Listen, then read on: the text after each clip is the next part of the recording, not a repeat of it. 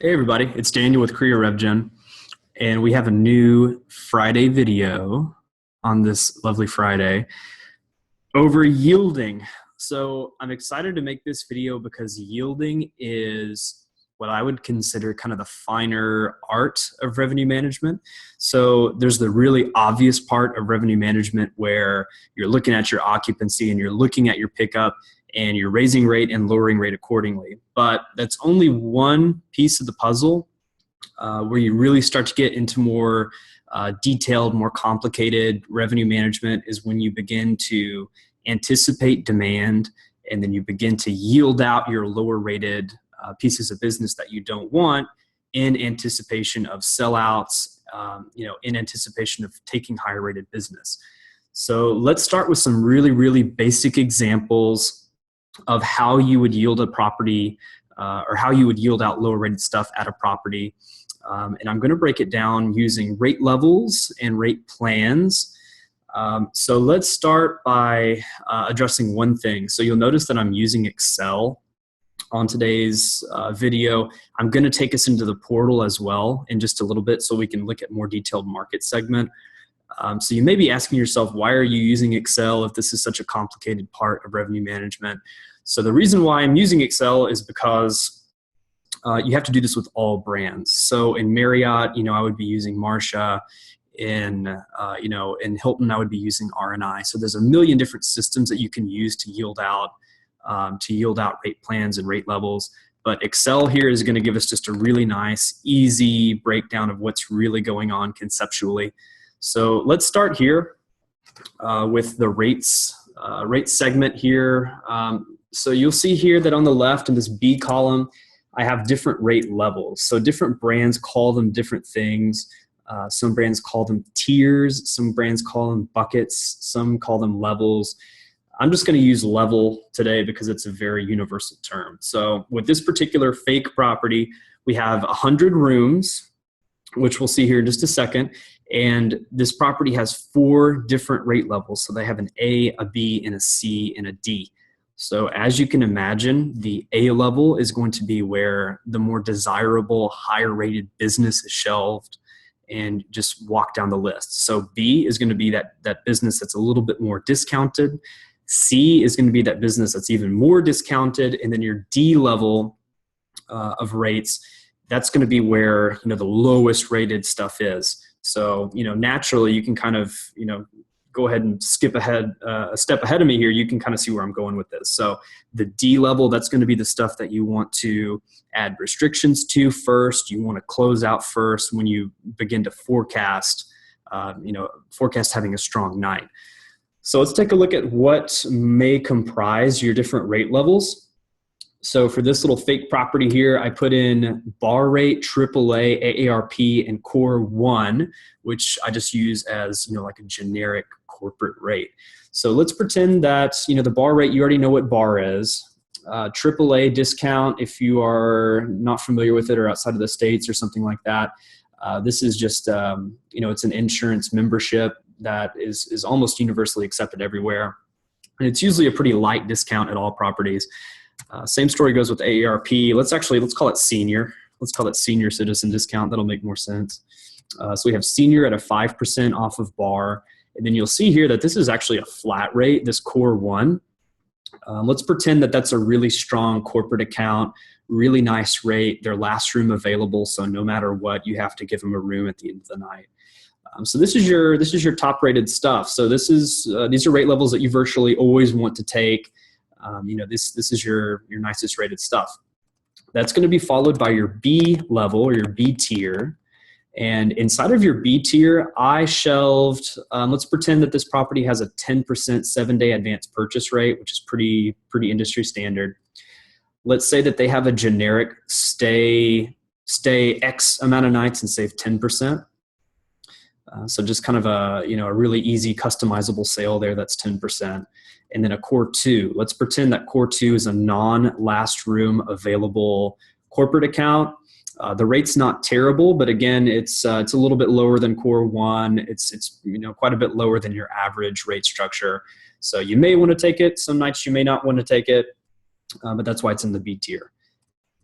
All right, and then your C tier, again, we're just moving on down the line. This is even lower rated stuff. Let's say we have a generic stay and save 15% discount here, the rate plan SV15. Now that discount is pretty rich, so that's one that we want to be pretty quick to yield out if we're forecasting to have a strong night. Let's pretend that you have a long-term stay that's shelved under level C as well. So you have a long-term negotiated rate here of 109, which again is another flat rate. Let's say you have an opaque rate at $88, which is not terrible for this hotel in this market. But again, it's not the most desirable piece of business that you want to take. So we've decided to put that in. Let's also add, this is an even deeper advanced purchase discount. This is going to be a 14-day advanced purchase stay 15, which is for the most part pretty industry standard. And then here's the D tier. So now we're looking at the D tier, the absolute lowest rated business. This is the stuff that we take when we're softest on occupancy. Let's say we have, in the same vein as that save 10 and save 15, let's pretend we also have a save 20% discount that we use pretty sparingly. Here's core 3. This may be a corporate account that does a lot of volume, but it's non-last room available. So you're working with them on the rate. You've given them a nice competitive rate, but they don't have last room available status. So this is one that you're pretty quick to yield out. Let's say your government rate is in your D tier as well. I know government with a lot of properties is one of those that's abused a lot. So you probably want to be pretty sharp and yield that out pretty often. Let's say you have another tier of opaque as well. You have a $76 opaque rate, which is really on your low end. And let's also throw an employee rate plan and then a point stay. So most brands have an absolute minimum. You can't completely block these out with most brands, but let's pretend we can yield them out somewhat with this fake property. So let's jump into some strategy, and I've kept that same template that we just were looking at for reference. But here's a quick little business on the books report for about the next 2 weeks. So today is September 9th. We're looking forward all the way through September 22nd. And it's a business on the books. So we have a room sold row here. I've also got it graphed up above. Your blue columns here, that's room sold. Your yellow line there is going to be your forecast. Let's pretend that we have an automated forecast. And it's a 100-room hotel. So here at the very top of the graph, you can see that line there that kind of shows us, where our maximum amount of rooms that we can possibly sell is. And you'll notice there's a couple nights that are forecasting above supply. So we probably want to be pretty restrictive on those. So here's an example of how we may start to yield the tiers out. You'll notice that I have some O's in here. I have some min stay 2s, min stay 3s, and even a couple of maxes. So let's walk through these restrictions and kind of take a look at our strategy. Let's see why we did what we did here, and maybe we can even make a couple tweaks to this strategy here. So you will see that this tonight and tomorrow night, this Friday, Saturday, this property is looking pretty good. They're at 84%. They're forecasting to pick up another 6 rooms for tonight. They're forecast to pick up another 9 rooms for tomorrow night. So it's not quite a sellout, but it's close. So for this particular property, I don't think we need a min stay 2 on the house. We're open to take the A-level rates. We're open to take B-level for both tonight and tomorrow. But you'll notice for the more lower rated stuff, so for that save 15% discount, the opaque 1, some of the long-term business, we do have restrictions because it's going to be a solid night. So we do want to keep out some of the most low-rated stuff. So you can see here we have a min stay 2 on the C tier. We have a min stay 3 on the D tier for Friday night, for arrivals on Friday night, and then we have a couple min stay 2s. So the philosophy behind that is, sure, we'll take the business, but you've at least got to give us, for arrival on Saturday, you have to give us Saturday night and Sunday night. And the thinking behind that is, look at where Sunday is forecasting. So Sunday's only forecasting 60 rooms. That's a night that, at this hotel, it looks like historically they need a little bit of help. And that's a very common night that needs help at a lot of properties. Okay, so you can see by that same logic, Sunday here, we don't have anything restricted. We're wide open on the A, B, C, and D tiers. On Monday, the 12th here, we are currently at 67%, so about 2/3 occupied, looking pretty strong. We're forecasting to sell 79 rooms. So we really don't want to hurdle anything out. We don't really want to yield anything. We have made one exception, and that's the D tier. So for example, if I wanted to book an employee stay, I can't just stay on the Monday. I have to give them the Monday and the Tuesday. Okay, and let's pretend that this hotel on Tuesday, Wednesdays, historically, those are their two strongest nights. It's that way with a lot of hotels. The Tuesday, Wednesday is where you have that nice mix of corporate and leisure. So for this hotel, this Tuesday, Wednesday, the Tuesday is forecasting to sell 92 rooms, which is nice and strong. Wednesday, they're forecasting above supply, so that should set off some alarm bells in your mind. So what the property is doing here is they're starting to yield out their lower rated stuff. So for Wednesday night especially, they're anticipating a sellout. So if that's the case, you want to start to maximize your surrounding days. So if we're expecting a sellout on Wednesday, we want to go ahead and start to add length of stay restrictions. Let's try to boost the Tuesday, and let's try to boost the Thursday's occupancy. So this property has a min stay 4 on Wednesday night. So if you do want to arrive as that $76 opaque price point, you've got to stay Wednesday, Thursday, Friday, and Saturday. There's a min stay 2 on the C tier. And just for fun, let's also add a min stay 2 to the B tier, since we think that this is going to be a sellout. All right, and then you can see here this Thursday, Sundays and Thursdays at this hotel look like they're historically pretty soft.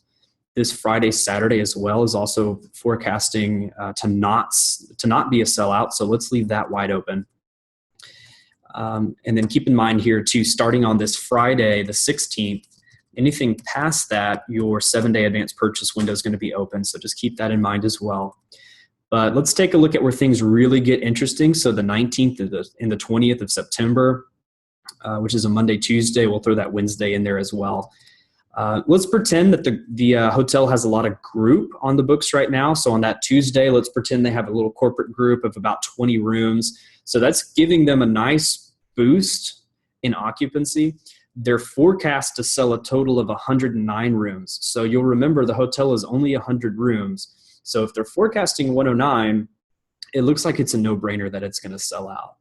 And I would say that at 81% and about a week and a half out, they're already at risk of selling out. So in my mind, that should require a min stay 2 on the house. So I like the strategy here. The A tier has a min stay 2. So even if you want to stay at a full bar rate, let's pretend the bar rate for that night is 189.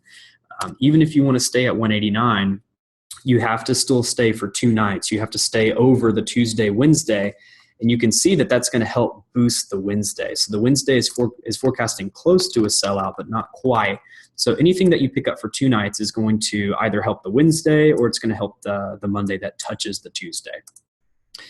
All right, and there's a lot more heavy restrictions here as we move down the tiers. It looks like there's a min stay 3 on our B tier, a min stay 4 on our C tier, and a min stay 6 on the D tier. And just for fun, I also threw in max lengths of stay. So you can see here that this Monday, we are wide open to take one-nighters on the A and B tier, but you can see that for the C and the D tier, so our lowest rated business, I've actually added a max stay 1. So I don't use maxes very often. Sometimes I do if it's leading up to a really, really massive event. But the max stay is basically limiting. If you want to stay in that, with a rate plan that's in that C and D tier, you can literally only stay 1 night. So again, that helps to protect that remaining Tuesday inventory. Okay, so that's been a quick breakdown. Let's take a look in the portal here at a demo hotel. And this is what this would actually probably look like for a real hotel. So for example, here we have a 100-room hotel. This is a fake hotel again. But you can see here that for next week, we've already sold out here on this Tuesday and this Wednesday, the 13th and the 14th. And if you look at your market segment here, it looks like local negotiated. So local negotiated corporate business is really what's driving that demand. And I would say there's almost too much of it. So maybe in hindsight, this is one of these situations where, our non-last room available local negotiated business, maybe we could have been more restrictive, added some min-state 2s, min-state 3s to that kind of business in order for us to pick up more higher rated business like this. So this is some business that we picked up, via OTA. So Booking.com and Expedia. You can see we only have 3 room nights here from this renovation special, 3 nights here on the Tuesday. We did have 7 room nights on the Thursday, or the Wednesday, which was a little bit of an improvement. But you can see here that the ADR is a lot nicer than that LNR business. So this has just been kind of a quick crash course in why yielding is important. I think it's one of the more underrated parts of revenue management. This is kind of the more complicated art behind revenue management that really helps you take your skills to the next level and maximize on ADR, especially on these nights where you're selling out. So I hope this has been a help.